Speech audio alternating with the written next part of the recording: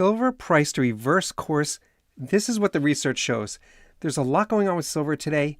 I'm going to start with this article because it really highlights the moving pieces impacting our price of silver. And then I'm going to show you the really frightening train that is coming straight at us. This is from FX Empire, and the headline reads, Silver prices forecast demand wavers as rate cut hopes face China concerns. Even in that headline, there's a lot to break down. Let's start. This article starts by saying that silver prices are trading near the 50-day moving average of $30, and this level could determine the continuation or weakening, that's the key word here, weakening of the current bull market. Now, here's some of the moving pieces. The article starts by saying dollar strength and political uncertainty. We're certainly seeing this the past 2 days. The dollar rose on the safety bids following an attempted assassination of former U.S. President Donald Trump, potentially impacting his election odds. A stronger dollar typically makes silver more expensive for foreign buyers, pressuring prices. Now, we don't talk about this often as silver stackers, but that really is a big impact and a lot of pressure pushing down our silver price. In a minute, I'm going to show you the numbers for silver today, and it's really a little discouraging. When we have a disruption going on in our country here in the States, especially with this presidential election, and now this frightening situation with an assassination attempt, it causes disruption. It causes people to feel uncertain, and people start to shift their money around and move their money around. That impacts our price of silver in a big way. This right here, Fed policy in focus. And we're all looking at Jerome Powell. And check out this number. Check this out. We've been waiting to see this a number like this for a long time. It says, traders are closely watching Fed Chair Jerome Powell's upcoming speech and other officials' comments this week. Markets are pricing in a, look at that. That is exactly what we want to see. 93% chance of a rate cut in September. And that is really a large percentage. 93%. I haven't seen that. 93% chance of a rate cut in September. According to the CME, that's a FedWatch tool, lower interest rates tend to boost the appeal of non-yielding assets like silver. So that could really give us, this is the give and take that we're seeing these past weeks with silver. We have some of these moving pieces showing that all this pressure is pushing down silver, and then at the same time we have hope, like this 93% chance of a rate cut that makes us feel like we could move in the direction we want to move. Economic data and market sentiment. Last week's unexpected decline in U.S. consumer prices. Now this is the push and pull we're seeing. This says, last week's unexpected decline in U.S. consumer prices initially boosted silver to its highest level since late May. However, these gains were now sustained, with silver closing lower despite gold posting its third consecutive week. We're almost at $2,500 for gold, and we are inches away to $2,500 an ounce for gold. It's exciting, and it shows us that when we see gold move up like that, this is another part of this push and pull we get with silver. Silver typically follows. Now, what we're looking at is all of this downward pressure regarding the dollar, and right here regarding China, because China has made a big shift. China's economy slowed in the second quarter, fueling expectations of additional stimulus measures.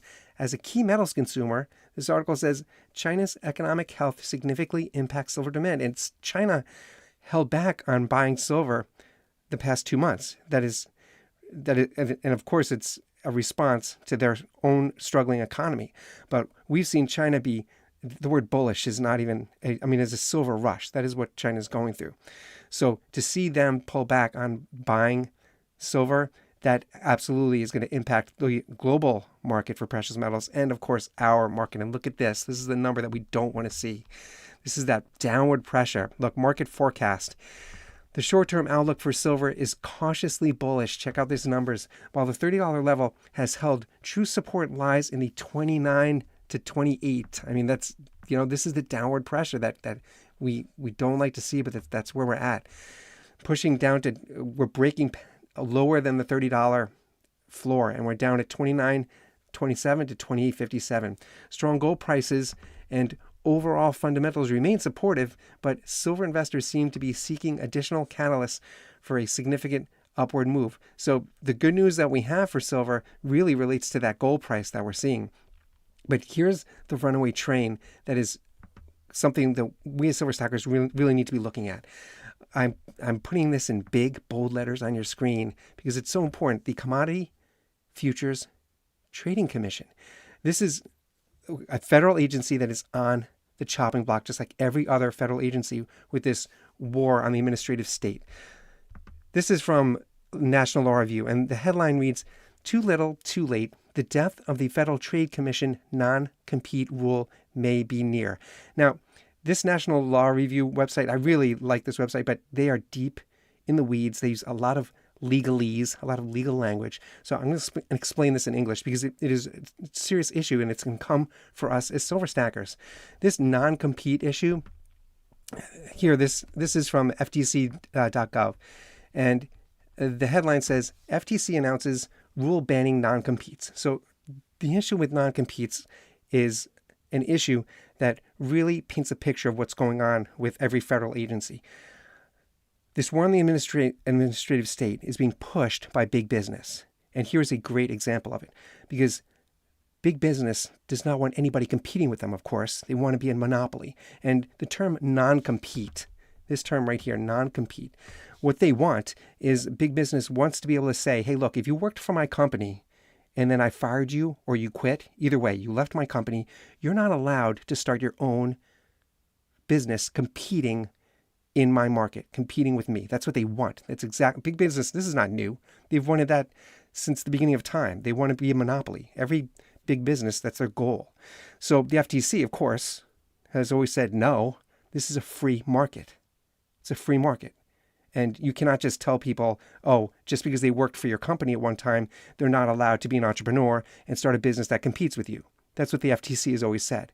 So now that Chevron has been taken away over the past week, the Supreme Court ruled that Chevron now takes away all of the power and the bite that federal agencies used to have.